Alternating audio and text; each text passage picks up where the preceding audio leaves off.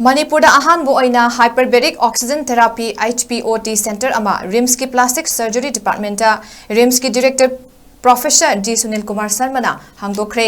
therapy center hangdokpagi thoramaduda RIMS ki medical superintendent Professor N Sanjeev plastic surgery department ki head of department Dr 𝗢𝗑𝗡𝗡𝗑𝗣𝗚 department adugi staff sing su saruyaki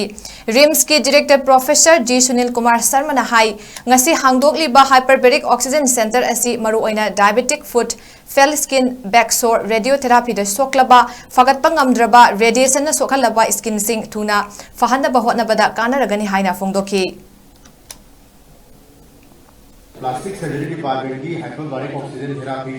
की inauguration तौजबनी hyperbaric oxygen therapy से कोई की normal oxygen 100% oxygen से high pressure का 1 atmospheric pressure की मथक के चलगा which around 2 to 3% होगा सिगी मनों गले इबे chamber मनों से कोई की multi ने कोई वहाँ पर ले मनों अभी oxygen से मुखाई पुंगों मखाई अनीगुम्बगी therapy चलता है main uses की कोई की yang toina tahu kogi diabetic foot ena lay kogi heal tau ischemic skin ai kai ai ta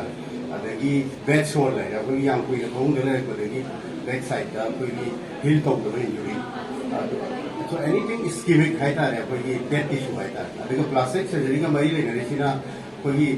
skin graft tau gumba da heal loi gumba na compromise graft ai ta adu gumba sing du heal thuna ta na bagi technology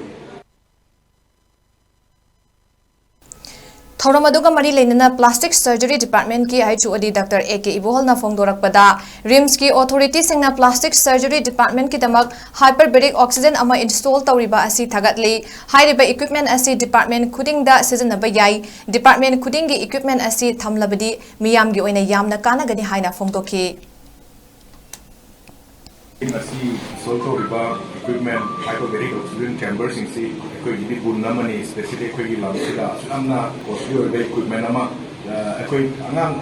kaina degi wali details mai to hyperbaric oxygen ko bum lei to do koi leibang am gani habi dream da boleram de koi RIMS ki authority me am to ga lebi basi am mai adu public ki am kan gani ma gi hyperbaric oxygen ki spectrum of yengli absi am ne logic ki mapan deri even film star gum basi ha kom noveloi to hai kuchu phajaba ri jahi not thupa makan bau yang lay hai adu da nata bada department ko demo use to bi ai na takir pa mathanda adu dagi operation to ko operation da ya da ba magi spectrum si yang le angang ko ga autism kaina lay ba adu bau te man strict to ya